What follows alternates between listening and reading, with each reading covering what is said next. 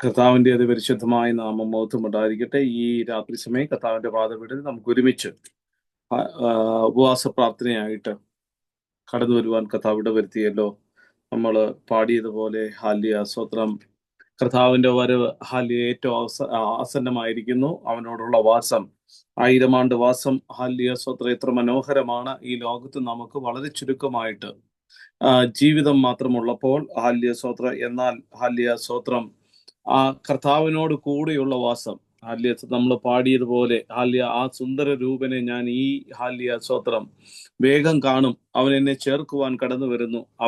അവൻ ഉള്ളിടത്ത് ഹാല്യ സന്തോഷ പരിപൂർണതയാ ഉള്ളത്. അവിടെ രാത്രിയില്ല, ഹാല്യ പകലില്ല. ഹാല്യ സ്തോത്രം അവൻ തന്നെ വെളിച്ചമായിരിക്കുന്ന ഒരു ഹാല്യ സ്തോത്രം ഒരു സ്ഥലം. ഹാല്യ ആ കർത്താവിനെ കുറിച്ച് ഉത്തമഗീതത്തിൽ പറയുന്നത്, എന്റെ പ്രിയൻ വെണ്മയും ചുമപ്പുമുള്ളവൻ, 10,000 പേരിൽ അതിശ്രേഷ്ഠൻ. ഹാല്യ അവന്റെ ശിരസ് അതിവിശേഷമായ തങ്കം, അവന്റെ കുറുനരികൾ ചുരുണ്ടും കാക്കയെ പോലെ കറുത്തുമിരിക്കുന്നു. അവന്റെ കണ്ണ് നീർത്തോട് പോലെ അരികിലുള്ള പ്രാവുകൾക്ക് തുല്യം എന്ന് നമുക്ക് കാണുവാൻ കഴിയുന്നു. ആ കാന്തനെ കാണുവാൻ ഹാല്യ സ്തോത്രം വെമ്പലോടെ ആവലോടെ ആയിരിക്കുന്ന ദൈവജനത്തിനായി സ്തോത്രം ചെയ്യുന്നു. ദൈവമക്കളെ, നമ്മൾ പാടിയതോ ഹാല്യ സ്തോത്രം ആരാധിച്ചത് കൊണ്ട് കാര്യമില്ല. ആ കർത്താവിനെ കാണണമെങ്കിൽ കർത്താവ് എങ്ങനെയാണോ ഈ ലോകത്ത് നമ്മോട് ജീവിക്കുവാൻ കൽപ്പിച്ചത് അതിനനുസരിച്ച് നാം ഹാല്യ സ്തോത്രം മുന്നേറേണ്ടത് ആവശ്യമാണ്. ഇന്ന് ഹാല്യ സ്തോത്രം രാത്രി സമയം കർത്താവ് ഹാല്യ ഉപവാസ പ്രാർത്ഥനയും നമുക്ക് ഇത്രയും പേർക്കെങ്കിലും കടന്നു വരുവാൻ കർത്താവ് ഇടവരുത്തിയല്ലോ. എല്ലാ ഹാല്യ സ്തോത്രം കൃപകൾക്കായി സ്തോത്രം. കടന്നു വന്ന കർത്താവിന്റെ ദാസനും എല്ലാ ദൈവമക്കൾക്കും വേഗം വരാതിരിക്കുന്ന ക്രിസ്തുയേശുവിന്റെ നാമത്തിൽ ഒരു പ്രാവശ്യം കൂടെ സ്നേഹ വന്ദനം അറിയിച്ചുകൊള്ളുന്നു. ഹാല്യ സ്തോത്രം. ഞാന് ഹാല്യ സ്തോത്രം ഈ ഉപവാസ പ്രാർത്ഥനയിൽ എന്ത് ദൈവമക്കളോട് സംസാരിക്കണം എന്ന് ചിന്തിച്ചപ്പോൾ എൻ്റെ മനസ്സിലേക്ക് കടന്നു വന്ന കാര്യം, കഴിഞ്ഞ ദിവസങ്ങളൊന്നും നമ്മൾ ബൈബിൾ സ്റ്റഡി ആയിട്ട് കടന്നു വരുവാനിടയായില്ല. എന്നാൽ ബൈബിൾ സ്റ്റഡി നമ്മോട് സംസാരിച്ച ഒരു ലേഖനമുണ്ട്. ഒന്ന് യോഹന്നാന്റെ ലേഖനം. അത് ആ ലേഖനത്തിലെ 1-ാമത്തെ അധ്യായം നമ്മൾ പഠിച്ചു കഴിയുവാനിടയായി. എന്നാൽ അതിനകത്തെ ഒരു വാക്യങ്ങൾ, 1-2 വാക്യങ്ങൾ അതിനെ ആസ്പദമാക്കി ഇന്ന് രാത്രി സംസാരിക്കണമെന്ന് എനിക്കൊരു ആഗ്രഹമുണ്ടായി. നോക്കിക്കോണേ, AD 90 എഫെസോസിൽ വെച്ച് അവിടെയുള്ള എല്ലാ വിശ്വാസികൾക്കും എഴുതിയിരിക്കുന്നത് ഒരു ലേഖനമാണ് 1 യോഹന്നാന്റെ ലേഖനം എന്ന് നമുക്ക് കാണുവാൻ കഴിയുന്നു. ക്രിസ്തീയ സുവിശേഷത്തിന്റെ അടിസ്ഥാന സത്യങ്ങൾ ദൈവജനത്തെ ഇല്ലെങ്കിൽ വിശ്വാസികളുടെ ഹൃദയങ്ങളിൽ ഉറപ്പിക്കേണ്ടതിനും ഇല്ലെങ്കിൽ ദുരുപദേശങ്ങളെ ചെറുത്ത് സഭയെ ശുദ്ധീകരിക്കേണ്ടതിനും വേണ്ടിയാണ് ഈ ഹാല്യ സ്തോത്ര ലേഖനങ്ങളൊക്കെ എഴുതിയെന്ന് നമുക്ക് കാണുവാൻ കഴിയുന്നു. AD 90 62-ാമത്തെ പുസ്തകമായ 5 അധ്യായമുള്ള 105 വാക്യങ്ങളുള്ള ഒരു അധ്യായം, ഒരു ലേഖനമാണ് 1 യോഹന്നാന്റെ ലേഖനം എന്ന് നമുക്ക് കാണുമോ. വെറും 5 അധ്യായം മാത്രമേ ഉള്ളൂ. എന്നാൽ ഒരുപാട് കാര്യങ്ങൾ നമ്മൾ അതിന്റെ ആദ്യത്തെ കാര്യങ്ങൾ പഠിക്കുവാനിടയായി. നോക്കി, അതിന്റെ 1 മുതൽ ഉള്ള വാക്യങ്ങൾ അവിടെ കാണുമ്പോൾ 1 മുതൽ 4 വരെയുള്ളൊരു വാക്യങ്ങൾ വായിച്ച് ആ വാക്യങ്ങൾ വായിക്കുമ്പോൾ അവിടെ നമുക്ക് കാണുവാൻ കഴിയുന്നത്, അത് വേറൊരു ട്രാൻസ്ലേഷൻ ഇങ്ങനെ പറയുന്നു. എന്താ പറയുന്നു? ആദ്യത്തെ 1-ാമത്തെ വാക്യം ഒന്ന് വായിച്ചേ. 1-ാമത്തെ വാക്യം അവിടെ ഇല്ലെങ്കിൽ ഞാൻ തന്നെ വായിക്കാം. ആദിമുതൽ ഉള്ളതും ഞങ്ങൾ കേട്ടതും സ്വന്തം കണ്ണുകൊണ്ട് കണ്ടതും ഞങ്ങൾ നോക്കിയതും ഞങ്ങൾ കൈതൊട്ടതുമായ ജീവന്റെ വചനം സംബന്ധിച്ച് ഞങ്ങൾ നിങ്ങളോട് അറിയിക്കുന്നു. നോക്കിയേ, അവിടെ വേറൊരു ട്രാൻസ്ലേഷൻ ഞാൻ ഇങ്ങനെ വായിക്കുവാനിടയായി. നിത്യകാലവും ഉണ്ടായിരുന്നതെങ്കിലും ഞങ്ങൾ നേരിട്ട് കേൾക്കുകയും സ്വന്തം കണ്ണുകൊണ്ട് കാണുകയും അടുത്ത് പരിചരിക്കുകയും സ്വന്തം കൈകളാൽ സ്പർശിക്കുകയും ചെയ്ത ജീവന്റെ വചനമെന്ന ഒന്നിനെ പറ്റിയാണ് ഞങ്ങൾ എഴുതുന്നത്. നോക്കിയേ, നിത്യകാലവും ഉണ്ടായിരുന്നതെങ്കിലും ഞങ്ങൾക്ക് നേരിട്ട് കാണാൻ പറ്റി. യോഹന്നാൻ പറയുകയാണ്, ഞങ്ങൾക്ക് നേരിട്ട് കാണാൻ, സ്വന്തം കണ്ണുകൊണ്ട് നേരിട്ട് അന്നത്തെ ഞാൻ പറഞ്ഞല്ലോ, ഡോസ്റ്റിക് വിശ്വാസികള് ഇല്ലെങ്കിൽ ദൈവം ഒരു മായാ ആണ് ഇല്ലെങ്കിൽ മായാ ജാലമാണ് എന്നൊക്കെ, കേവലം ഒരു മായ കാഴ്ച മാത്രമാണെന്നൊക്കെ ഇരിക്കുന്ന ഡോസ്റ്റിക്ക് വിശ്വാസികളോട് പറയുകയാണ്, നോ, അങ്ങനെയല്ല, നിത്യകാലം. ഈ ട്രാൻസ്ലേഷൻ പറയുകയാണ്, നിത്യകാലം ഉണ്ടായിരുന്നതെങ്കിലും ഞങ്ങൾ നേരിട്ട് കേൾക്കുകയും സ്വന്തം കണ്ണുകൊണ്ട് കാണുകയും അടുത്ത് പരിചരിക്കുകയും സ്വന്തം കൈകളാൽ സ്പർശിക്കുകയും ചെയ്ത ജീവന്റെ വചനമെന്ന ഒന്നിനെ പറ്റിയാണ് ഞങ്ങൾ എഴുതുന്നത്. ജീവൻ തന്നെയാണ് അപ്രകാരം ഞങ്ങൾക്ക് മുമ്പിൽ പ്രത്യക്ഷമായത്. ഒരാൾ ട്രാൻസ്ലേറ്റ് ചെയ്തതിനെ കുറിച്ചാണ് ഞാൻ ഈ പറയുന്നത്. അത് ജീവൻ തന്നെയാണ് അപ്രകാരം ഞങ്ങൾക്ക് മുമ്പിൽ പ്രത്യക്ഷമായി. ഞങ്ങൾ അതിന് ദൃക്സാക്ഷികളാണ്. യോഹന്നാൻ പറയാണ്, ഞങ്ങൾ അതിന് ദൃക്സാക്ഷികളാണ്. ഇപ്പോൾ അതിനെപ്പറ്റി ഞങ്ങൾ നിങ്ങൾക്ക് എഴുതുകയാണ്. അതിനെപ്പറ്റി നിങ്ങളോട് എഴുതുവാൻ ഞങ്ങൾക്ക് ആഗ്രഹിക്കുന്നു. അതുകൊണ്ടാണ് ഞാൻ ഈ ലേഖനം എഴുതുന്നത്. അല്ലാതെ ഇതൊരു മായാക്കാഴ്ചയോ ഇല്ലെങ്കിൽ അല്ല എന്ന് അവിടെ സമർത്ഥിച്ചുകൊണ്ട് എഴുതുകയാണ്. ദൈവത്തിന്റെ ജീവനുള്ള വചനം എല്ലാ കാലത്തും നിത്യമായി പിതാവിനോട് നിലനിൽക്കുന്നു. നോക്കിക്കോണേ, ദൈവത്തിന്റെ ജീവനുള്ള ഈ വചനം, അതായത് യേശു ക്രിസ്തു, എല്ലാ കാലവും നിത്യമായി പിതാവിനോടൊപ്പം നിലനിൽക്കുന്നു. ഈ വചനം ഒരു വ്യക്തി എന്ന നിലയിൽ ഞങ്ങൾക്ക് പ്രത്യക്ഷനായി. നോക്കിയേ, ഒരു വ്യക്തി എന്ന നിലയിൽ ഈ ലോകത്ത്, അത് നമുക്ക് ഫിലിപ്പിയ ലേഖനത്തിൽ വായിക്കുവാൻ കഴിയും. ഒരു വ്യക്തി എന്ന നിലയിൽ എന്താണ് ഈ വചനം ഞങ്ങൾക്ക് സ്വത്രം പ്രത്യക്ഷനായി. ഞങ്ങൾ അദ്ദേഹത്തെ കാണുകയും കേൾക്കുകയും ചെയ്തു. ഇപ്പോൾ ഞങ്ങൾ അദ്ദേഹത്തെ പറ്റി ആണ് നിങ്ങൾക്ക് എഴുതുന്നത്. നോക്കിയേ, ഞങ്ങൾ അദ്ദേഹത്തെ പറ്റി കേട്ടു, ഞങ്ങൾ അദ്ദേഹത്തെ പറ്റി അറിഞ്ഞു, ഞങ്ങൾ അദ്ദേഹത്തെ പറ്റി കേട്ടു, കാണുവാനിടയായി. അത് നിങ്ങൾക്ക് ഞങ്ങൾ എഴുതുന്നു. അതില്ലേ അവിടെ പറയുന്നത്, ആ ജീവന്റെ വചനം സംബന്ധിച്ച് ഞങ്ങൾ നിങ്ങളെ അറിയിക്കുന്നു. പിതാവിനോടും അവന്റെ പുത്രനായ യേശു ക്രിസ്തുവിന്റെ കൂട്ടായ്മയിൽ നിങ്ങളും ഞങ്ങളോടൊപ്പം പങ്കുചേരാൻ വേണ്ടിയാണ് ഇത് നിങ്ങൾക്ക് എഴുതുന്നത്. നോക്കിയേ, അവിടെ പറയുകയാണ്, പിതാവിനോടും അവന്റെ പുത്രനായ യേശു ക്രിസ്തുവിനോടും കൂടെയുള്ള കൂട്ടായ്മയിൽ നമുക്കും പങ്കാളികളാകുവാൻ, ഇല്ലെങ്കിൽ ഞങ്ങളോടൊപ്പം പങ്കാളികളായി തീരുവാൻ വേണ്ടിയാണ് ഇത് നിങ്ങൾക്ക് എഴുതുന്നത്.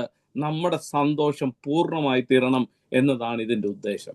നോക്കണേ, ഈ സന്തോഷം പൂർണ്ണമാണെങ്കിൽ പിതാവിനോട് ഒരുമിച്ച് ക്രിസ്തുവിനെ കുറിച്ച് തങ്ങൾ അറിഞ്ഞ് ആ യേശു ക്രിസ്തുവിനെ കുറിച്ച് നിങ്ങളും അറിഞ്ഞു ആ കൂട്ടായ്മയിൽ ഞങ്ങളോടൊപ്പം പങ്കുചേരുവാൻ ഭാഗ്യമുള്ളവരായി തീരണം എന്നുള്ള വ്യക്തമായ ആഗ്രഹത്തോടെയാണ് ഇത് ഞാൻ നിങ്ങൾക്ക് എഴുതുന്നത്. നോക്കിക്കോണേ, സ്വത്രം എങ്ങനെ ഒരു ഇത്ര മനോഹരമായ ഒരു പാസേജാണ് അത് വിവർത്തനം ചെയ്തതായിട്ട് നമുക്ക് കാണുവാൻ പറയും. താൻ പറയുന്നു, നിത്യകാലമായി ദൈവത്തോട് കൂടിയായിരുന്ന ആ കർത്താവായ യേശു ക്രിസ്തുവിനെ ഞങ്ങൾ കാണുകയും ആ കർത്താവിനോടും ദൈവത്തോടുമുള്ള കൂട്ടായ്മയെ നിങ്ങളും ഞങ്ങളോടൊപ്പം പങ്കുചേരണമെന്ന് ആഗ്രഹിക്കുകയും ചെയ്യുന്ന യോഹന്നാൻ ആഗ്രഹിക്കുകയും ചെയ്യുവാനാണ് യോഹന്നാൻ ഈ ലേഖനം എഴുതുന്നത് നമുക്ക് കാണുവാൻ കഴിയുന്നു. ദൈവമക്കളെ, യോഹന്നാൻ എഴുതിയ സുവിശേഷത്തിലും ഇത് സ്വത്രം ഒരു വാക്ക് നമ്മൾ വായിക്കുമ്പോൾ അവിടെ പറയുന്നു, ജീവന്റെ വചനം, ഇല്ലയോ? സ്വത്രം, ജീവന്റെ വചനം എന്നാണ് അവിടെ കാണുവാൻ കഴിയുന്നു. അത് ജീവന്റെ വചനം എന്നാൽ ക്രിസ്തു. സ്വത്രം, യോഹന്നാൻ എഴുതിയ സുവിശേഷത്തിലും ലേഖനത്തിലും യേശു ക്രിസ്തുവിനെ പരാമർശിക്കാൻ യോഹന്നാൻ ഉപയോഗിക്കുന്ന പദമാണ് വചനം എന്ന് പറയുന്നത്. നോക്കിക്കോണേ, യേശു ക്രിസ്തുവിനെ പരിചയപ്പെടുത്തുവാൻ യോഹന്നാൻ ഉപയോഗിക്കുന്ന പദമാണ് വചനം. നോക്കിയേ, സ്വത്രം, നമുക്കറിയാം സ്വത്രം, വചനം ഒന്നാമത്തെ അധ്യായം അതിന്റെ യോഹന്നാന്റെ സുവിശേഷത്തിൽ പറയുന്നതും ഇത് തന്നെയാ. ആദിയിൽ വചനം ഉണ്ടായിരുന്നു, വചനം ദൈവത്തോടു കൂടെയായിരുന്നു, ആദിയിൽ വചനം ഉണ്ടായിരുന്നു. സ്വത്രം, ഇടിമുഴക്കത്തിന്റെ പുത്രനായ യോഹന്നാന്റെ സുവിശേഷ ഇടിമുഴക്കത്തോട് ആരംഭിക്കുകയാണ്. ആദിയിൽ വചനം ഉണ്ടായിരുന്നു, അല്ലേ?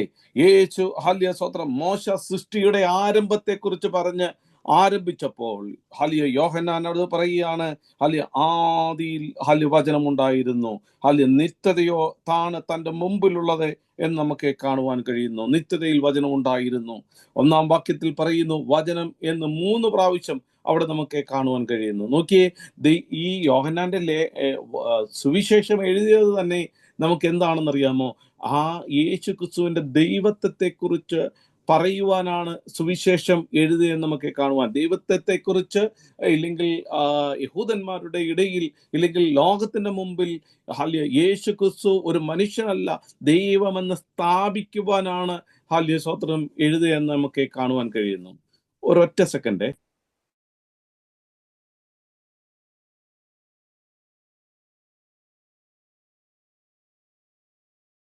ഓക്കെ, അവിടെ നമുക്ക് കാണുന്നത് സ്വത്രം നോക്കി, യോഹന്നാന്റെ സുവിശേഷം ഞാൻ പറഞ്ഞല്ലോ, ആദിയിൽ ദൈവത്തിന്റെ വചനം ഉണ്ടായിരുന്നു, വചനം ദൈവത്തോട് കൂടെയായിരുന്നു. നോക്കിയേ സ്വത്രം യോഹന്നാൻ, ഞാൻ പറഞ്ഞു യോഹന്നാന്റെ സുവിശേഷം എഴുതിയത് തന്നെ യേശുവിന്റെ ദൈവത്വത്തെ കുറിച്ച് വ്യക്തമായി അല്ലെങ്കിൽ സംസാരിക്കുവാനാണ്, ഇല്ലെങ്കിൽ തെളിയിക്കുവാനാണ് എഴുതിയത്. അതുകൊണ്ടാണ് യോഹന്നാന്റെ ഈ സുവിശേഷമൊക്കെ നമ്മൾ പഠിക്കണം. സ്വത്ര ഈ സുവിശേഷങ്ങളിൽ വ്യക്തം. അതുകൊണ്ടാണ് ദൈവത്വത്തെ കുറിച്ച്, അവന്റെ മഹത്വം വെളിപ്പെടുത്തുവാനായിട്ട് സ്വത്രം നമുക്കറിയാം. കാനായിൽ കല്യാണത്തിന് പച്ചവെള്ളത്തെ വീഞ്ഞാക്കിയ ഒന്നാമത്തെ സ്വത്രം ഇല്ലെങ്കിൽ തന്റെ മഹത്വം വെളിപ്പെടുത്തുവാൻ അടയാളത്തിന്റെ ആരംഭമായി.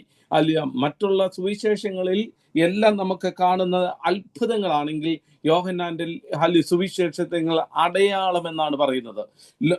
മറ്റുള്ള ഒരു സുവിശേഷത്തുമില്ലാത്ത ഏകദേശം 8 അടയാളങ്ങളെയാണ് യോഹന്നാൻ വെളിപ്പെടുത്തുന്നത്. അതിനകത്ത് രണ്ടെണ്ണം നമുക്ക് കാണുന്നത് മറ്റുള്ള ഇല്ലെങ്കിൽ സുവിശേഷത്തിലും കാണുവാൻ കഴിയുന്നു. നമുക്കറിയാം, വെള്ളം വീഞ്ഞാക്കിയത് അത് യോഹന്നാന്റെ സുവിശേഷത്തിൽ മാത്രമേ കാണത്തുള്ളൂ. രാജഭൃത്യന്റെ 4-ാം അധ്യായത്തിൽ രാജഭൃത്യത്തിന്റെ മകനുള്ള സൗഖ്യം കിട്ടിയത് അത് യോഹന്നാന്റെ സുവിശേഷത്തിൽ മാത്രമേ കാണുവാൻ കഴിയുന്നു.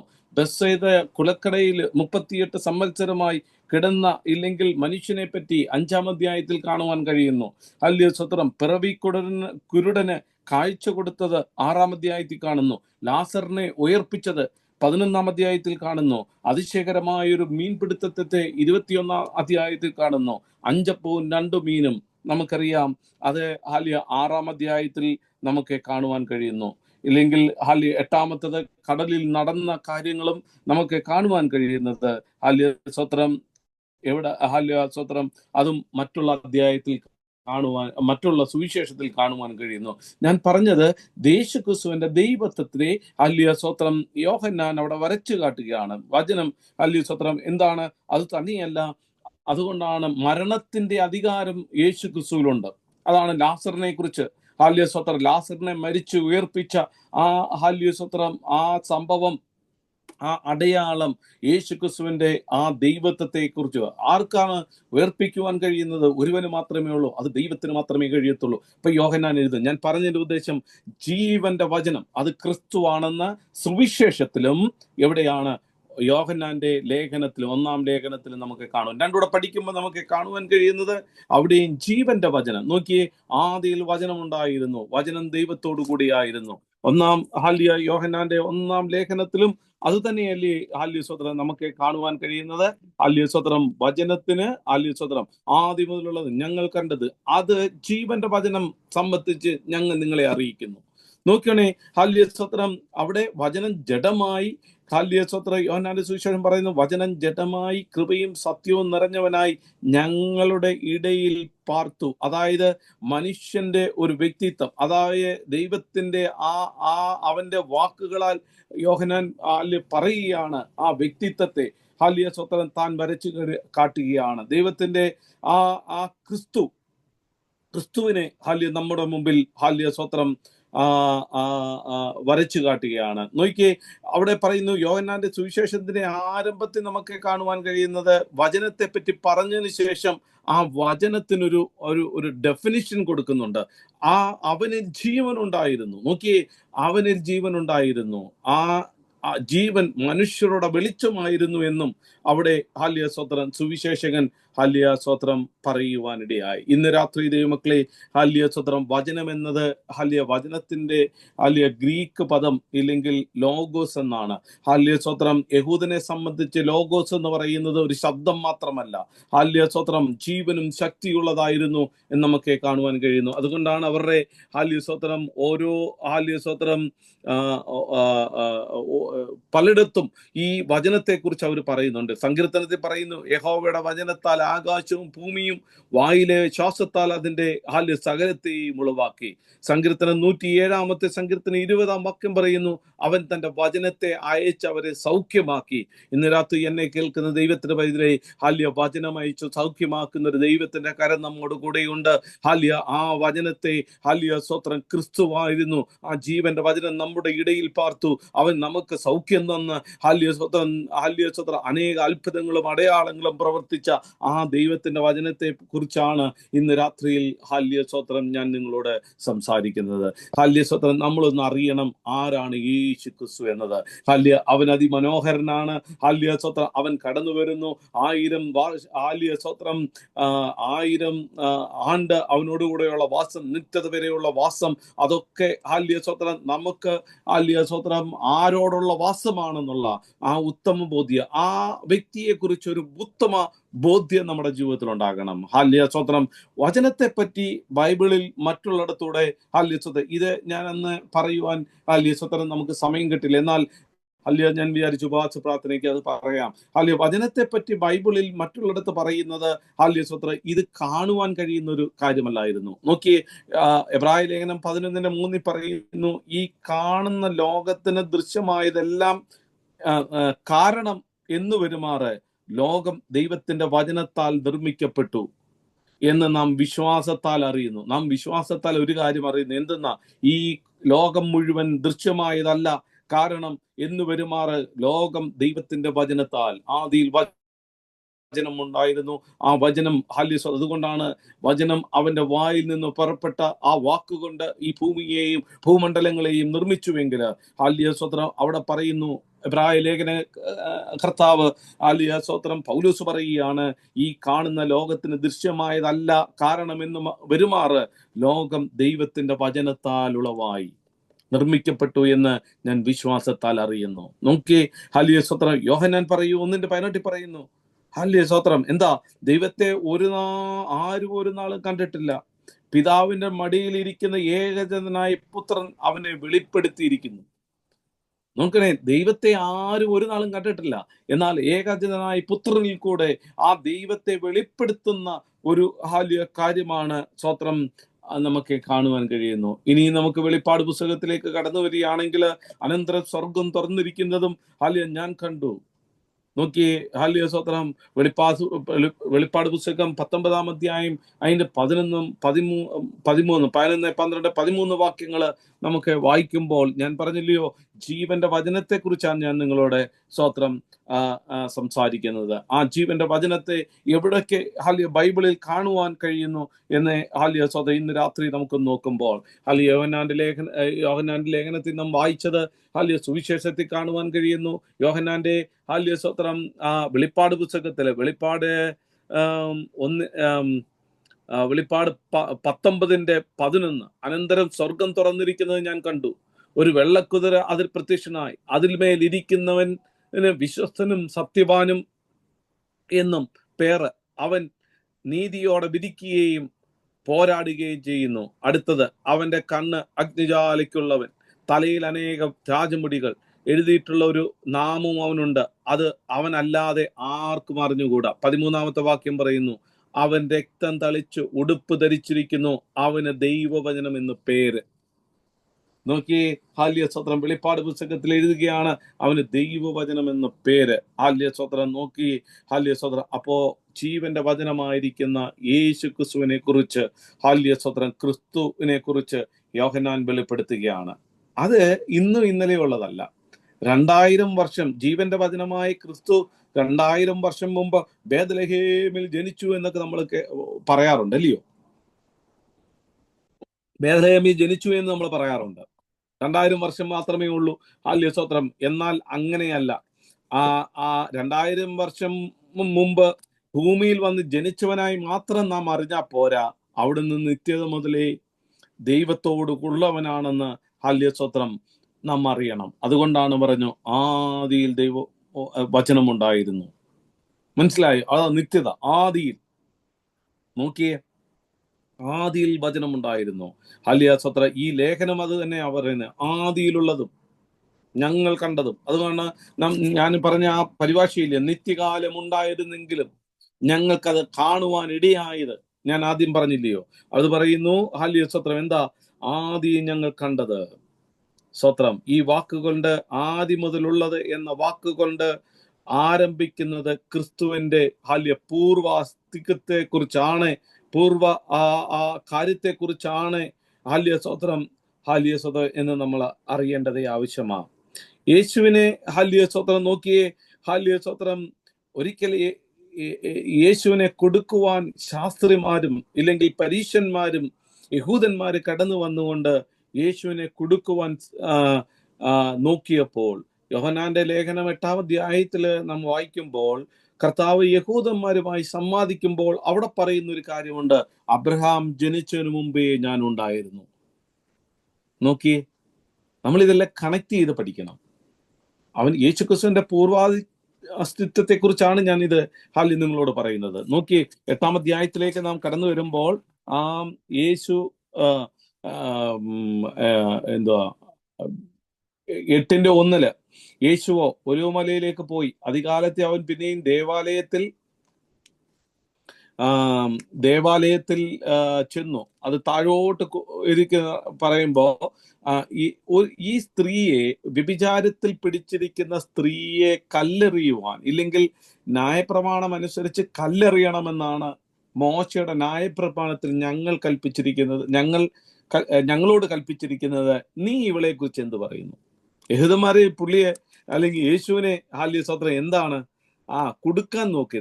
കൊടുക്കാൻ നോക്കാൻ വേണ്ടി വന്നപ്പോൾ ആ കാര്യത്തെക്കുറിച്ച് പറഞ്ഞ് താഴോട്ട് വരുമ്പോൾ അവിടുത്തെ 58-ാമത്തെ വാക്യം, 8:58, യഹൂദന്മാർക്കൊരു 58-ാമത്തെ വാക്യം നമുക്ക് ഒന്ന് വായിച്ചു. അവരോട് ആമേൻ ആമേൻ ഞാൻ നിങ്ങളോട് പറയുന്നു, അബ്രഹാം ജനിച്ചതിന് മുമ്പേ ഞാൻ ഉണ്ട് എന്ന് പറഞ്ഞു. അപ്പോൾ അവർ അവനെ എറിയുവാൻ കല്ലെടുത്തു. യേശുവോ മറിഞ്ഞ് ദേവാലയം വിട്ടുപോയി. നോക്കിയേ, ഹാല്യ സ്വത്രം. അവിടെ പറയുന്നു ആമീൻ ആമീൻ ഞാൻ നിങ്ങളോട് പറയുന്നു. അതിന്റെ 51 മുതൽ പറയുന്നു ആമീൻ ആമീൻ ഞാൻ നിങ്ങളോട് പറയുന്നു, എന്റെ വചനം പ്രമാണിക്കുന്നവൻ ഒരു നാളും മരണം കാണുകയില്ല എന്ന് ഉത്തരം പറഞ്ഞു. നോക്കിയേ സ്വത്രം. കാരണം എന്ന് വെച്ച് കഴിഞ്ഞാൽ എന്റെ വചനം പ്രമാണിക്കുന്നവൻ എന്നോടുകൂടെ നിത്യകാലം വസിക്കും. എന്നിട്ട് താഴോട്ട് പോയി, യഹൂദന്മാർ അവനോട് നീ ഭൂതബാധിതൻ എന്ന് ഇപ്പോൾ ഞങ്ങൾക്ക് മനസ്സിലായി. അബ്രഹാമും പ്രവാചകന്മാരും മരിച്ചു, നീയോ എന്റെ വചനം പ്രമാണിക്കുന്നവൻ ഒരു നാളും മരണം ആസ്വദിക്കുകയില്ല എന്ന് സ്വത്രം പറയുന്നു. ഞങ്ങളുടെ പിതാവായ അബ്രഹാമിനേക്കാൾ നീ വലിയവനാണോ? അവൻ മരിച്ചു, പ്രവാചകന്മാർ മരിച്ചു, നീ നിന്നെ തന്നെ ആരാക്കുന്നു എന്ന് ചോദിച്ചേന് യേശു അവനോട് യേശു ഞാൻ എന്നെ തന്നെ മഹത്വപ്പെടുത്തിയാൽ എന്റെ മഹത്വം ഏതുമില്ല. എന്നെ മഹത്വപ്പെടുത്തുന്നത് എന്റെ പിതാവാകുന്നു. അവനെ നിങ്ങളുടെ ദൈവം എന്ന് നിങ്ങൾ അറിയുന്നു, എങ്കിലും നിങ്ങൾ അവനെ അറിയുന്നില്ല. ഞാനോ അവനെ അറിയുന്നു. അവനെ അറിയുന്നില്ല എന്ന് ഞാൻ പറഞ്ഞാൽ നിങ്ങളെപ്പോലെ വ്യാജം പറയുന്നു എന്ന് ആകും. എന്നാൽ ഞാൻ അവനെ അറിയുന്നു, അവന്റെ വചനം പ്രമാണിക്കുകയും ചെയ്യുന്നു. എന്നിട്ട് പറയാണ്, നിങ്ങളുടെ പിതാവായ അബ്രഹാം എന്റെ ദിവസം കാണുമെന്നുള്ളത് കൊണ്ട് ഉല്ലസിച്ചു, അവൻ കണ്ട് സന്തോഷിച്ചും ഇരിക്കുന്നു എന്ന് ഉത്തരം പറഞ്ഞു. യഹൂദന്മാർ അവനോട് നിനക്ക് 50 വയസ്സായിട്ടില്ല. നോക്കിയേ, യഹൂദന്മാർ അവന് പറയാ, നിനക്ക് 50 വയസ്സായിട്ടില്ല, നീ അബ്രഹാമിനെ കണ്ടിട്ടുണ്ടോ? നീ കണ്ടിട്ടില്ല, ഞങ്ങളുടെ പിതാവായിരുന്നു എന്ന് ചോദിച്ചു. യേശു അവരോട് ആമീൻ ആമീൻ ഞാൻ നിങ്ങളോട് പറയുന്നു, അബ്രഹാം ജനിച്ചതിന് മുമ്പേ, ഈ ലോകം സൃഷ്ടിക്കുന്നതിന് മുമ്പ് സ്വത്രം ഞാനുണ്ട് എന്ന് പറയുന്നു. നോക്കിയേ, ഹാലലിയ സ്വത്രം. ഇന്ന് രാത്രി നോക്കിയേ, ഒരിക്കൽ സ്വത്രം കർത്താവ് യഹൂദന്മാരുമായി സംവാദിപ്പിച്ച ഒരു വിഷയമാണ് ഞാൻ നിങ്ങളോട് പറയുവാനിടയായി. അവിടെ കർത്താവ് തന്നെ പറയുകയാണ്, അബ്രഹാം ജനിച്ചതിന് മുമ്പേ ഞാൻ ഉണ്ടായിരുന്നു. സ്വത്രം. ഇനി നമുക്ക് ആ മഹാപുരോഹിത പ്രാർത്ഥനയില് 17-ാം അധ്യായത്തിലേക്ക് നാം കടന്നു വരികയാണെങ്കിൽ അത് 3 മുതൽ താഴോട്ട് വായിക്കുമ്പോൾ അവിടെ നമുക്ക് കാണുന്നതും ഇത് തന്നെയാണ്. മൂന്നാമത്തെ വാക്യം ഒന്ന് വായിച്ചേ. ഏകസത്യദൈവമായ നിന്നെയും നീ അയച്ചിരിക്കുന്ന യേശു ക്രിസ്തുവിനെയും അറിയുന്നതിന് തന്നെ നിത്യജീവനാകുന്നു. നിന്നെ മഹത്വപ്പെടുത്തി നീ എനിക്ക് ചെയ്യുവാൻ തന്ന പ്രവൃത്തി തികച്ചിരിക്കുന്നു. ആ ഇപ്പോൾ പിതാവേ, ലോകം ഉണ്ടാകും മുമ്പേ എനിക്ക് നിന്റെ അടുക്കൽ ഉണ്ടായിരുന്ന മഹത്വത്തിൽ എന്നെ നിന്റെ അടുക്കൽ നോക്കിയേ, മഹത്വപ്പെടുത്തണമേ. ആ ഒരു വാക്യം നിങ്ങളൊന്ന് വായിച്ച്. 5-ാമത്തെ വാക്യം പറയുകയാണ്, ഇപ്പോൾ പിതാവേ, ലോകം ഉണ്ടാകുന്നതിന് മുമ്പ്. അതാണ് യോഹന്നാൻ പറയുന്നത്. ആദിയിൽ വചനം ഉണ്ടായിരുന്നു, വചനം ദൈവത്തോടു കൂടിയായിരുന്നു, വചനം ദൈവമായിരുന്നു. ഇവിടെ പറയുകയാണ് അല്യസത്രം, ഈ കർത്തുപാർത്ഥനയിൽ പറയുകയാണ്, ഇപ്പോൾ പിതാവേ, ലോകം ഉണ്ടാകും മുമ്പ് എനിക്ക് നിന്റെ അടുക്കൽ ഉണ്ടായിരുന്ന മഹത്വത്തിൽ എന്നെ നിന്റെ അടുക്കൽ മഹത്വപ്പെടുത്തണമേ. കർത്തുപ്രാർത്ഥനയിൽ പറയുന്നൊരു കാര്യമാണ്. അതിന്റെ 24-ാമത്തെ വാക്യം കൊണ്ട് വായിച്ചു. 24-ാമത്തെ വാക്യം, 17-ന്റെ 24-ാമത്തെ വാക്യം. പിതാവേ നീ പിതാവേ, നീ ലോകസ്ഥാപനത്തിന് മുമ്പേ എന്നെ സ്നേഹിച്ചിരിക്കുന്നതുകൊണ്ട് എനിക്ക് നൽകിയ മഹത്വം നീ എനിക്ക് തന്നിട്ടുള്ളവർ കാണേണ്ടതിന് ഞാൻ ഇരിക്കുന്നിടത്ത് അവരും എന്നോട് കൂടെ ഇരിക്കണമെന്ന് ഞാൻ ഇച്ഛിക്കുന്നു. നോക്കിയേ, കർത്താവ് പറയാണ്, ഇവര് ഹല്യസ്വത്രം, ഞാൻ ഇരിക്കുന്നിടത്ത് അവരും എന്നോടുകൂടെ ഇരിക്കണം. എന്തിനാ?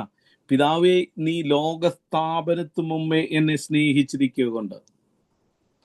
ഇന്ന് രാത്രി ദൈവത്തെ മക്കളെ, ഹാല്യസ്വത്രം സ്വത്രം, ഹാല്യസ്വത്രം, ക്രിസ്തുവിന്റെ ആ അസ്തിത്വം എന്ന് പറയുന്നത് 2000 വർഷം മുമ്പ് ബേത്ലഹേമിൽ ജനിച്ച അനുഭവമല്ല. അതിനു മുമ്പേ ദൈവത്തോട് കൂടെയായിരുന്നു എന്ന്, ഇല്ലെങ്കിൽ അവൻ ദൈവമായിരുന്നു എന്ന് ഹാല്യ വ്യക്തമായി പറയുന്ന, തന്റെ ശിഷ്യന്മാരോട് യേശുവിന്റെ അന്ത്യ സംഭാഷണത്തിൽ പറയുന്ന കർത്താവ് പറയുന്ന കാര്യമുണ്ട്, അല്ലേ? ഹാല്യസ്വത്ര, അത് നമുക്കൊന്ന് നോക്കാം. ഹാല്യസ്വത്രം, അതിന്റെ ഹാല്യസ്വത്രം എവിടെ? അതിന്റെ യോഹന്നാൻ 16:28, ഇതിനു മുമ്പുള്ള 17-ാം അധ്യായത്തിന് മുമ്പുള്ള 16:28 അവിടെ ഒന്ന് വായിച്ച്. 16:28 വാക്യം. ഞാൻ പിതാവിന്റെ അടുക്കൽ നിന്ന് പുറപ്പെട്ട് ലോകത്തിൽ വന്നിരിക്കുന്നു, പിന്നെയും ലോകത്തെ വിട്ടു പിതാവിന്റെ അടുക്കൽ പോകുന്നു. അതിന് അവന്റെ ശിഷ്യന്മാർ, ഇപ്പോൾ നീ സാദൃശ്യം ഒന്നും പറയാതെ സ്പഷ്ടമായി സംസാരിക്കുന്നു, നീ സകലവും അറിയുന്നു എന്നും ആരും നിന്നോട് ചോദിപ്പാൻ നിനക്ക് ആവശ്യമില്ല എന്നും ഞങ്ങൾ ഇപ്പോൾ അറിയുന്നു. നോക്കണേ, ഈ യോഹന്നാന്റെ സുവിശേഷത്തിൽ ഉപമകളൊന്നുമില്ല. യോഹന്നാന്റെ സുവിശേഷത്തിൽ ഉപമകളൊന്നുമില്ല എന്നുള്ളത് നമ്മളൊന്നും അറിയണം കേട്ടോ. അവിടെ പറയാണ്, ഞാൻ പിതാവിന്റെ അടുക്കൽ നിന്ന് പുറപ്പെട്ട് ലോകത്തിൽ വന്നിരിക്കുന്നു, ഇപ്പോൾ വീണ്ടും ലോകം വിട്ട് പിതാവിന്റെ അടുക്കൽ പോകുന്നു. ഇത് യേശു ആരോട് പറഞ്ഞതാ? യേശു ഹാല്യസ്തോത്രം തന്റെ ശിഷ്യന്മാരോട് പറയുകയാണ്, ഞാൻ ലോകത്തിൽ നിന്ന്, പിതാവിന്റെ അടുക്കൽ നിന്ന് പുറപ്പെട്ട് ലോകത്തിൽ വന്നിരിക്കുന്നു, ഇപ്പോൾ വീണ്ടും ലോകം വിട്ട് അതിന്റെ അന്ത്യ സമയങ്ങളിലേക്കാണ് അവിടെ പറയുന്നത്. അതിന് ശിഷ്യന്മാർ, ഇപ്പോൾ നീ ഉപമ ഒന്നും പറയാതെ സ്പഷ്ടമായിട്ട് സംസാരിക്കുന്നു. സ്തോത്രം. നീ സകലതും അറിയുന്നു എന്ന് നിനക്ക് ആരോടും ഒന്നും ചോദിക്കുവാൻ ആവശ്യമില്ല എന്ന് ഇപ്പോൾ ഞങ്ങൾ അറിയുന്നു. നീ ദൈവത്തിന്റെ അടുക്കൽ നിന്ന് വന്നിരിക്കുന്നു എന്ന് ഇതിനാൽ ഞങ്ങൾ വിശ്വസിച്ചിരിക്കുന്നു. യേശു അവരോട്, ഇപ്പോൾ വിശ്വസിക്കുന്നുവോ?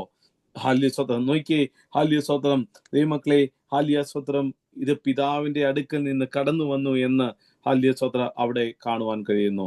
നോക്കിയേ, ഇത് അവിടെ തന്നെയല്ല നമുക്ക് കാണുവാൻ കഴിയുന്നത്. ഇത് യോഹന്നാന്റെ സുവിശേഷത്തിലോ ലേഖനത്തിൽ മാത്രമല്ല, മീഖാ പ്രവാചകന്റെ പുസ്തകം വർഷങ്ങൾക്ക് മുമ്പ് പ്രവചിച്ചപ്പോൾ, യേശുക്രിസ്തുവിനെ കുറിച്ച് പ്രവചിച്ചപ്പോൾ അവിടെ ഹാല്യസ്തോത്രം ഇതിനെക്കുറിച്ച് എഴുതി. മീഖാ പ്രവാചകന്റെ പുസ്തകം 5-ാം അധ്യായം 2-ാം വാക്യം. ഇത് നമ്മള് ഈ യേശുക്രിസ്തുവിനെ കുറിച്ചൊന്ന് തിരിച്ചറിയണം. നമുക്ക് ഈ ഒരു വലിയ പ്രശ്നമെന്ന് വെച്ച് പറഞ്ഞു കഴിഞ്ഞാൽ, നമ്മൾ കർത്താവായ യേശുക്രിസ്തു ആരാണ്, എങ്ങനെയുള്ളതാണ്, ഇല്ലെങ്കിൽ എന്താണ് എന്നൊന്നും മനസ്സിലാക്കുവാൻ പലപ്പോഴും നമുക്ക് കഴിയത്തില്ല. കാരണം എന്ന് പറഞ്ഞാൽ, നമ്മൾ ഈ ഞായറാഴ്ച ദിവസങ്ങളിൽ കേൾക്കുന്ന ദൈവത്തിന്റെ വചനം എന്ന് പറയുന്നത് വളരെ ചുരുക്കമുള്ള 30 മിനിറ്റോ ഇല്ലെങ്കിൽ 25 മിനിറ്റോ മാത്രം വചനം കേൾക്കുമ്പോൾ ഹാല്യസ്തോത്രം അതിൽ ഇതൊന്നും പറയുവാൻ ആരും തുനിയാറില്ല, അല്ലേ? ഹാല്യസ്തോത്രം ദൈവമക്കളെ, അതുകൊണ്ടാണ് ഇങ്ങനെയുള്ള സ്തോത്രം ബൈബിൾ സ്റ്റഡിയൊക്കെ ഇല്ലെങ്കിൽ ഇങ്ങനെയുള്ള ഉപവാസ പ്രാർത്ഥനയൊക്കെ ഇത് പറയുവാണെങ്കിൽ അത് വളരെ നല്ലതായിരിക്കണം. അപ്പോ മീഖാ പ്രവാചകന്റെ പുസ്തകം 5-ാം അധ്യായം 2-ാം വാക്യം ഒന്ന് വായിച്ചേ. മീഖാ പ്രവാചകന്റെ പുസ്തകം 5-ാം അധ്യായം 2-ാം വാക്യം. അതിന്റെ അവിടെ പറയുകയാണ്, നീയോ ബേത്ലഹേം എഫ്രാത്തെ, നീ യഹൂദ സഹസ്രങ്ങളിൽ ചെറുതായിരുന്നാലും ഇസ്രായേലിന് അധിപതിനായിരിക്കുന്നവൻ എനിക്ക് നിന്നിൽ നിന്ന് ഉത്ഭവിച്ചു വരും. അവന്റെ ഉത്ഭവം പണ്ടേ ഉള്ളതും പുരാതനമായതും തന്നെ. നോക്കിക്കോണേ, വർഷങ്ങൾക്ക് മുമ്പ് ബേത്ലഹേം എന്നൊരു ചെറിയ ഗ്രാമം, ആ യേശു അവിടെ ജനിക്കുമെന്നും ആ യേശുവിന് ഇടം കൊടുക്കുന്ന ഇല്ലെങ്കിൽ അവിടെ ആ കാര്യങ്ങളൊക്കെ ആല്യ സ്വത്രം അവിടെ പറയുന്ന ആ, ഒരു വാക്യമാണ് നമ്മൾ വായിച്ചത്. നീയോ ബേത്ലഹേം എഫ്രാത്തെ, നീ യഹൂദ സഹസ്രങ്ങളിൽ ചെറുതാണെങ്കിലും ഇസ്രയേലിന് അധിപതിയാകേണ്ടവൻ എനിക്ക് നിന്നിൽ നിന്ന് പുറപ്പെട്ടു വരും. അവൻ പണ്ടേ യുഗങ്ങൾക്ക് മുമ്പേ ഉണ്ടായിരുന്നവൻ. നോക്കണേ, അവൻ പണ്ടേ യുഗങ്ങൾക്ക് മുമ്പേ ഉണ്ടായിരുന്നവൻ. യേശു ക്രിസ്തുവിനെ കുറിച്ച് പറയുകയാണ് മീഖാ പ്രവാചകന്റെ പുസ്തകം. ഇന്ന് രാത്രി എന്നെ കേൾക്കുന്ന ദൈവത്തിന്റെ പൈതലേ, ഹാല്യ സ്വത്രം, ആ കർത്താവിന്റെ ഹാല്യ സ്വത്രം നമുക്ക് കാണുന്നത് അവൻ ഹാല്യ യേശു ക്രിസ്തുവിന്റെ ആ കാര്യത്തെ കുറിച്ച് അവിടെ പറയുന്നത് അല്ലേ. യേശു ക്രിസ്തുവിന്റെ പൂർവാസ്തിത്വത്തെ കുറിച്ച് പറയുമ്പോൾ ഹാല്യ സ്വത്രം മീഖാ പ്രവാചകൻ പറയുന്നത് ഹാല്യ യുഗങ്ങൾക്ക് മുമ്പേ ഉണ്ടായിരുന്നവൻ. സ്വത്രം സദൃശവാക്യങ്ങളില് വാക്യങ്ങളില് 8-ാം അധ്യായത്തില് ഒരു കാര്യം പറയുന്നുണ്ട്. അതിന്റെ 22 മുതലുള്ള വാക്യങ്ങള് നമുക്കറിയാം. സദൃശവാക്യങ്ങളില് വ്യക്തിരൂപം ധരിച്ച ദൈവജ്ഞാനമായി യേശുവിനെ ചിത്രീകരിച്ച ഒരു ശേഷം ലോകസൃഷ്ടിയിൽ അതെങ്ങനെയാണെന്ന് വ്യാപരിച്ചു കിടക്കുന്നതെന്ന് നമുക്ക് കാണുവാൻ കഴിയുന്നു. സദൃശവാക്യങ്ങളിലേക്കൊന്ന് കടന്നു വന്നേ. 8-ാം അധ്യായം 22-ാമത്തെ വാക്യം തൊട്ട് അവിടെ ജ്ഞാനത്തെ കുറിച്ചാണ് അവിടെ പറയുന്നതെങ്കിലും യഹോവ പണ്ടുപണ്ടേ തന്റെ വഴിയുടെ ആരംഭമായി തന്റെ പ്രവൃത്തികളുടെ ആദ്യമായി എന്നെ ഉളവാക്കി. ഞാൻ പുരാതനമേ ആദിയിൽ തന്നെ ഈ ഭൂമിയുടെ ഉൽപ്പത്തിക്ക് മുമ്പേ നിയമിക്കപ്പെട്ടിരിക്കുന്നു.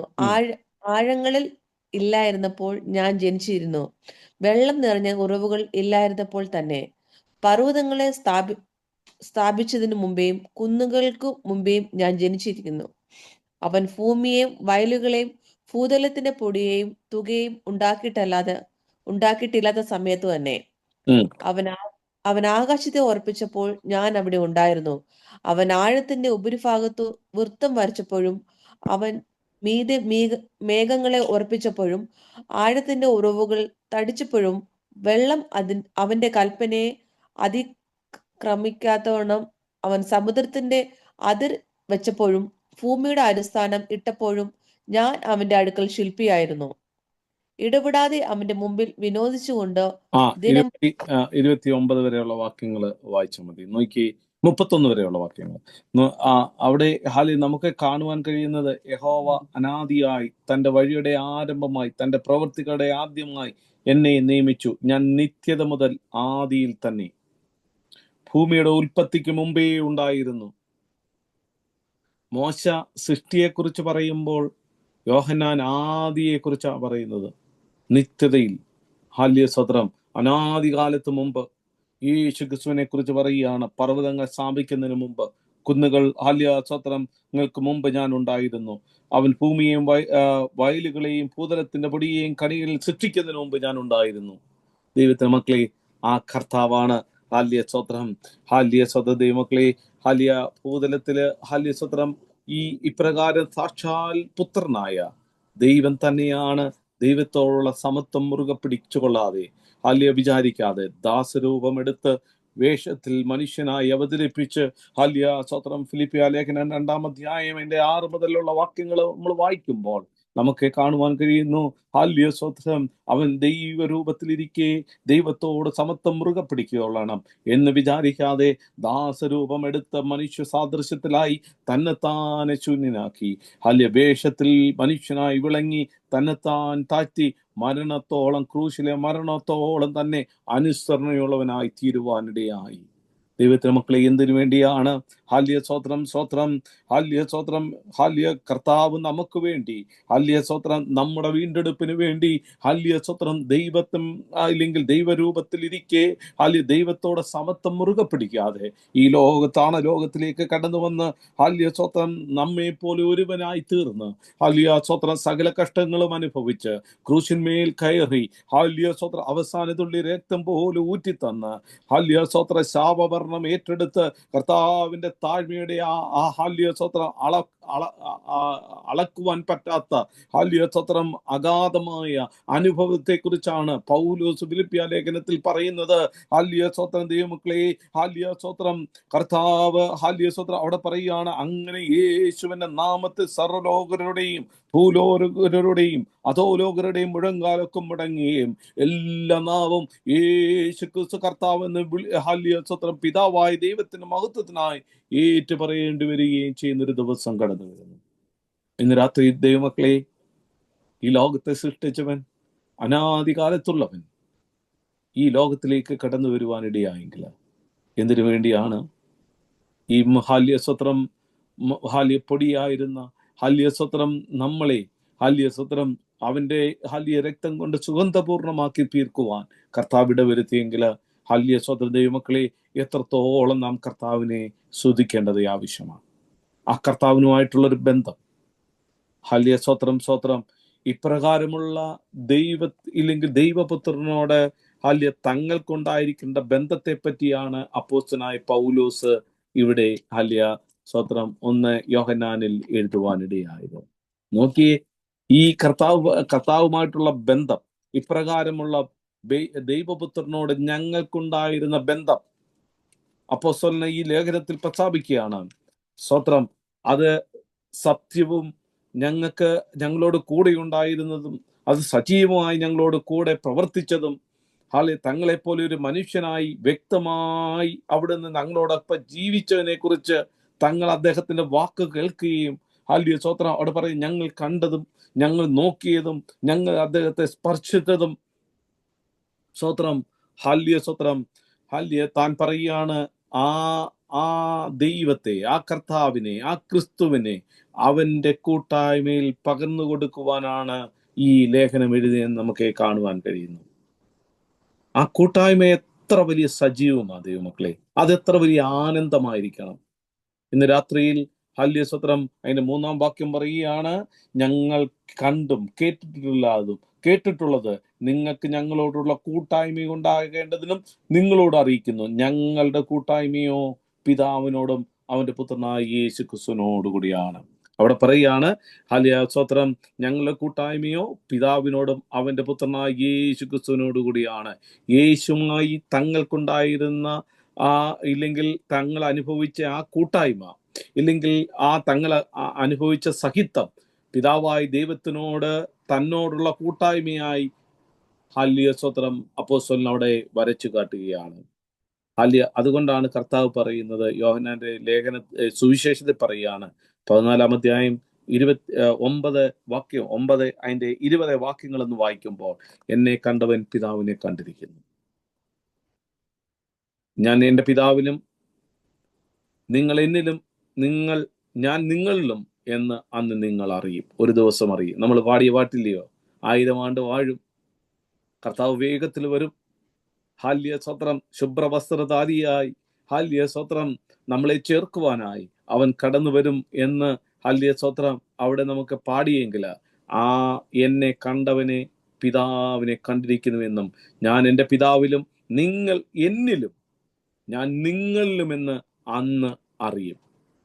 സ്വത്രം എന്താണ് കൂട്ടായ്മ? ഹാല്യസ്വത്രം ആ കൂട്ടായ്മയുടെ നിർവചനം എന്താണെന്ന് നാം പലരും കരുതുന്ന പോലെ വിശ്വാസികൾ ഒരുമിച്ച് കൂടുന്നതും പാട്ട് പാടുന്നതോ ആരാധിക്കുന്നതോ ഇല്ലെങ്കിൽ തമ്മിലുള്ള സ്നേഹബന്ധമോ എന്ന് പറയുന്നതിൻ്റെ ഒരു ഇല്ലെങ്കിൽ ദിവ്യമായ ഒരു വേറൊരു തലമാണ്. അന്യോന്യം സ്നേഹത്തോടും വലിയ ആത്മാർത്ഥതയായ ഒരു ആശയവിനിമയത്തോടെ, ആത്മീയമായ കൈത്താങ്ങലോടെ, പരസ്പര ആത്മീയ ബന്ധത്തോടെ, ദൈവികമായ ഒരു ഹൃദയ ഐക്യത്തോടെ പ്രവർത്തിക്കുന്ന സ്നേഹത്തിന് അധിഷ്ഠിതമായ ഒരു ബന്ധമാണ് ഈ കൂട്ടായ്മ എന്ന് പറയുന്നത്. ദൈവമക്കളെ, വിശ്വാസികൾ സ്നേഹത്തോടായിരിക്കണം. അവർക്ക് ഡബിൾ മൈൻഡ് ഉണ്ടാവാൻ പാടില്ല. ദൈവത്തോട് കൂട്ടായ്മയുണ്ടെന്ന് പറയുകയും അതുകൊണ്ടാണ് പറയുന്നത് കൂട്ടായ്മ ഉണ്ടാകണേ. താഴോട്ട് പറയുന്നുണ്ട്, അവനോട് കൂട്ടായ്മയുണ്ട് എന്ന് പറയുകയും ഇരുളിൽ നടക്കുകയും ചെയ്താൽ നാം വ്യാജം പറയുന്നു, സത്യം പ്രവർത്തിക്കുന്നില്ല. ഹാലേലൂയ, സ്തോത്രം. അതുകൊണ്ട് ഇന്ന് രാത്രിയിൽ ഹാലേലൂയ, സ്തോത്രം, ദൈവമക്കളെ, ദൈവമക്കൾ തമ്മിൽ ഗാഠമായൊരു ബന്ധമുണ്ടാകണം, ആത്മാർത്ഥമായൊരു ബന്ധമുണ്ടായിരിക്കണം. ഇത് സ്വന്തം അപ്പനും അമ്മയിൽ നിന്ന് ജനിച്ച ഒരു ഒരു അനുഭവമല്ല. കർത്താവായ യേശു ക്രിസ്തുവിന്റെ രക്തത്താൽ വീണ്ടെടുക്കപ്പെട്ട ദൈവജനത്തിന് ഹാല്യസ്തോത്രം, ഇനിയും ഹാല്യസ്തോത്രം നമ്മൾ ഒരുമിച്ചൊരു വാസമുണ്ട്, ഇല്ലേ? നമ്മുടെ സന്തോഷം പൂർണ്ണമാകണമെങ്കിൽ ഹാല്യസ്തോത്രം എങ്ങനെയാണ് ഏക മാർഗം, നമ്മുടെ സന്തോഷം പൂർണ്ണമാകുവാനുള്ള ഏക മാർഗം, മനുഷ്യ ജീവിതത്തിൽ യഥാർത്ഥമായി സന്തോഷം സമ്പൂർണതയും ലഭിക്കുവാനുള്ള ഏക മാർഗം ക്രിസ്തുവിനിലൂടെ ദൈവത്തിലുള്ള കൂട്ടായ്മയാണെന്ന് അപ്പോസ്തലൻ പറയുകയാണ്. ജീവിതത്തിൽ സന്തോഷം അനുഭവിക്കുവാൻ ഈ ക്രിസ്തീയ വിശ്വാസം എന്ന് പറയുന്നത് ഇത്രത്തോളം സന്തോഷമുള്ള ഒരു വിശ്വാസം, ഇല്ലെങ്കിൽ ആ മാർഗം. ദൈവമക്കളെ, ഹാല്യസ്തോത്രം എത്ര വലിയ കാര്യമാണ്. കർത്താവ് തന്നെ ഈ കാര്യം തന്റെ ശിഷ്യന്മാരോട് പറഞ്ഞു, അല്ലേ? ഹാല്യസ്തോത്രം തന്റെ ശിഷ്യന്മാരോട് ഹാല്യസ്തോത്രം പറഞ്ഞ 2 വേദഭാഗങ്ങൾ നമ്മളൊന്ന് വായിക്കുമ്പോൾ, ഈ വേദഭാഗങ്ങൾ നമ്മൾ വായിക്കുമ്പോൾ നമുക്ക് കാണുവാൻ കഴിയുന്നു. യോഹന്നാന്റെ സുവിശേഷം 15-ാം അധ്യായത്തിലാണ് ആ വാക്യങ്ങളെ കാണുവാൻ കഴിയുന്നു. പിതാവ് എന്നെ സ്നേഹിക്കുന്ന പോലെ ഞാൻ നിങ്ങളെ സ്നേഹിക്കുന്നു, ഇല്ലേ? 15-ാമത്തെ വാക്യം. അതിന്റെ അവിടെ പറയുന്നു, ഞാൻ സാക്ഷാൽ മുന്തിരിവള്ളിയാണ്, എൻ്റെ പിതാവ് തോട്ടക്കാരനാണ്, എന്നിൽ കായ്ക്കാത്ത, അവിടെ പറഞ്ഞു ഹാല്യ, ഞാൻ നിങ്ങളോട് സംസാരിച്ച വചനം ഇപ്പോൾ ശുദ്ധമായി തീർന്നു, എന്നാൽ എന്നിൽ വസിപ്പീൻ, ഞാൻ നിങ്ങളിൽ വസിക്കാം. കർത്താവ് പറയാണ് ഹാല്യസ്തോത്രം. എന്നിട്ട് 9-ാമത്തെ വാക്യം പറയുന്നു, ഞാൻ അതിന്റെ 9-ാമത്തെ വാക്യം പറയുകയാണ്, പിതാവ് എന്നെ സ്നേഹിക്കുന്ന പോലെ ഞാൻ നിങ്ങളെ സ്നേഹിക്കുന്നു, എന്റെ സ്നേഹത്തിൽ വസിപ്പീൻ. ഹല്ലേലൂയ. എന്റെ സന്തോഷം നിങ്ങളിൽ ഇരിപ്പാനും, അതിന്റെ 11-ാമത്തെ വാക്യം, എന്റെ സന്തോഷം നിങ്ങളിൽ ഇരിപ്പാനും നിങ്ങളുടെ സന്തോഷം പൂർണ്ണമാകുവാനും ഞാൻ ഇത് എഴുതുന്നു. ഇന്ന് രാത്രി ദൈവത്തിന്റെ പൈതലേ, കൂട്ടായ്മ എന്ന് പറയുന്നത് അവന്റെ പിതാവിനോടും പുത്രനായ യേശുക്രിസ്തുവിനോടും ആകുന്നു. നമ്മുടെ സന്തോഷം പൂർണ്ണമാകുവാൻ ഞാൻ നിങ്ങൾക്ക് ഇത് എഴുതുന്നു.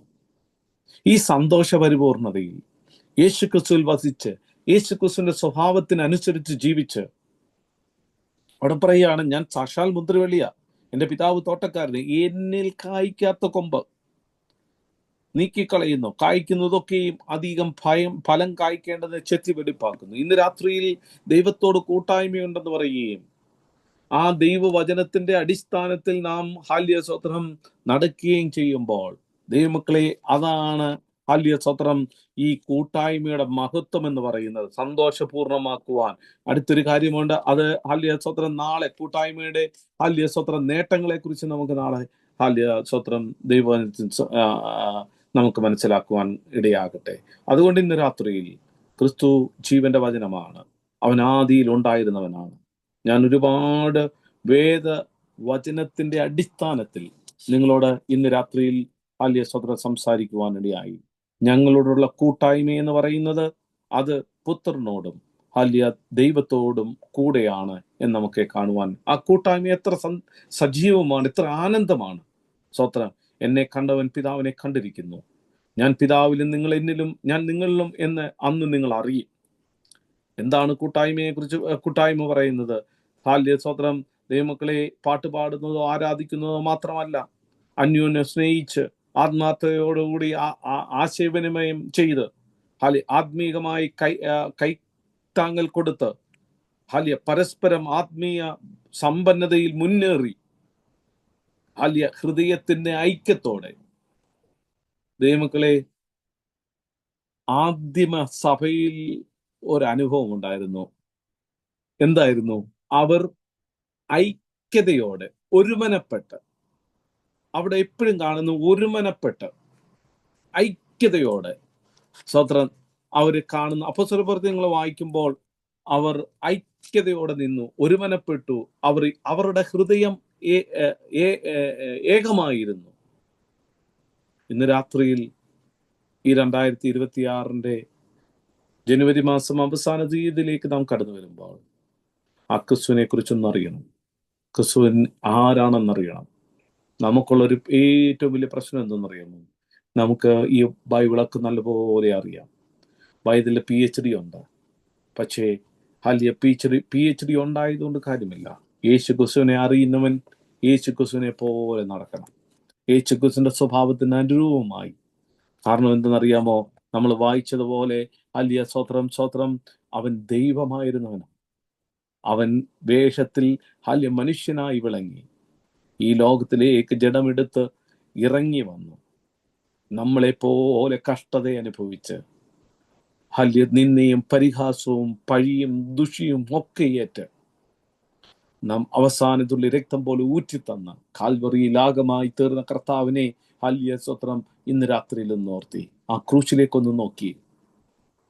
ഹല്ലേലൂയ, സ്തോത്രം, അവന്റെ മുഖം വിരൂപമായി ഹല്ലേലൂയ, സ്തോത്രം, ഹല്ലേലൂയ, അവന്റെ മാറത്ത് ഹല്ലേലൂയ കുന്തം കൊണ്ട് കുത്തി. ആ വിലാപ്പുറത്ത് കുന്തം കൊണ്ട് കുത്തി. ഹല്ലേലൂയ, സ്തോത്രം, ചമ്മട്ടി കൊണ്ടടിച്ചു. ഓരോ രോമങ്ങളും ഹല്ലേലൂയ, സ്തോത്രം, പിഴുതെടുത്തു. ഹല്ലേലൂയ, തലയിൽ ഹല്ലേലൂയ മുൾക്കുരിടം അണിയിച്ചു. എന്തിനാ? നമ്മുടെ പാവങ്ങൾക്ക് വേണ്ടി. എന്നിട്ടും നമ്മൾ ആദ്യ സ്വഭാവത്തിലേക്ക് നാം കടന്നു പോവുകയാണ്. ഇന്ന് രാത്രി നാം ഒന്ന് ചിന്തിക്കേണ്ടതേ ആവശ്യമാണ്. തൊന്നവശം, പക, പിണക്കം, ജാരസംഘം, ഹല്ലേലൂയ, ക്രോധം, ഹല്ലേലൂയ, സ്തോത്രം, ഹല്ലേലൂയ, ഇതൊക്കെ ദൈവഹിതത്തിന് എതിരാണ്. ഉപവാസ പ്രാർത്ഥന ശുദ്ധീകരണത്തോടെ ദിവസനെ കടന്നു വരണം. കർത്താവിന്റെ വരവിൽ കാണണമെങ്കിൽ പാടിയത് കൊണ്ട് കാര്യമില്ല, പ്രാർത്ഥിച്ചത് കൊണ്ട് കാര്യമില്ല. പാടുന്നതോടൊപ്പം പ്രാർത്ഥിക്കുന്നതിനോടൊപ്പം ശ്രേഷ്ഠതയോടെ ജീവിക്കുമ്പോൾ മാത്രമാണ് ദൈവമക്കളെ ഈ പറയുന്ന ഞാനും ഹല്ലേലൂയ, സ്തോത്രം, നമ്മളൊന്നും പരിപൂർണരല്ല. നമ്മൾ ഹല്ലേലൂയ, സ്തോത്രം, ഓരോ ദിവസം കഴിയും തോറും ദൈവത്തിന്റെ സ്വഭാവത്തിന് അനുരൂപപ്പെട്ട് നമ്മൾ വളർന്നുകൊണ്ടിരിക്കുകയാണ്. ഒരു ദിവസം കൊണ്ട് എല്ലാം അങ്ങ് നേരെയാകുമെന്നൊന്നും ആർക്കും പറയുവാൻ കഴിയത്തില്ല. ഇന്ന് രാത്രിയിൽ നമുക്ക് ദൈവകരങ്ങളിലേക്ക് കൊടുക്കാം. ഈ ഉപവാസ പ്രാർത്ഥന നമ്മുടെ ജീവിതത്തിൽ വലിയ അനുഗ്രഹമായി തീരുക. നമ്മൾ ചെത്തി മിനുസപ്പെടുത്തേണ്ടടത്ത് ചെത്തി മിനുസപ്പെടുത്തി. എവിടെയാണ് കുറവെന്ന് കണ്ട്.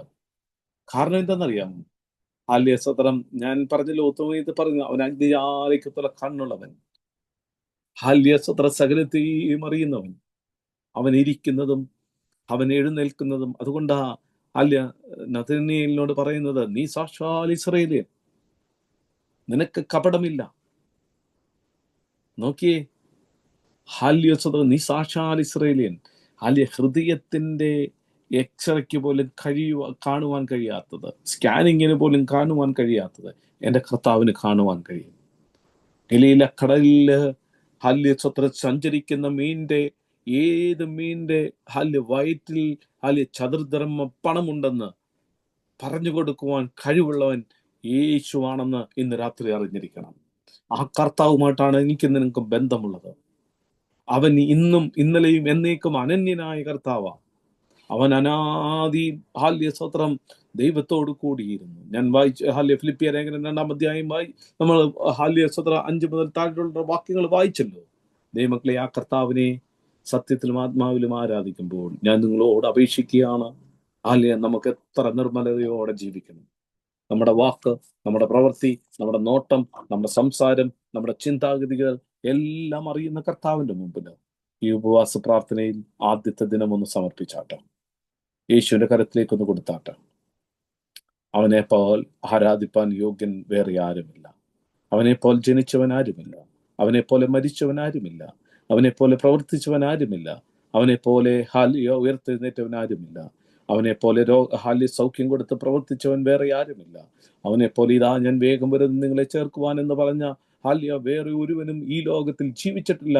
ഹല്ലേലൂയ, സ്തോത്രം, ആ ക്രിസ്തുവിനെയാണ് ഞാനും നിങ്ങളും ആരാധിക്കുന്നത്.